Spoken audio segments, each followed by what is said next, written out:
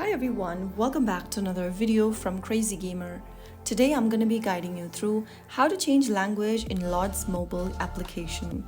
Changing the language in Lords Mobile is quick and simple.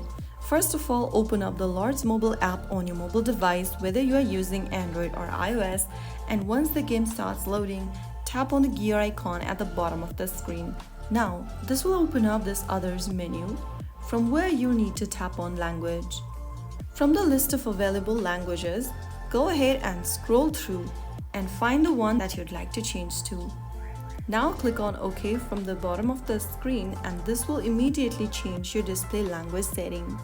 Changing the language can enhance your experience and help you better understand quests, events, and chats.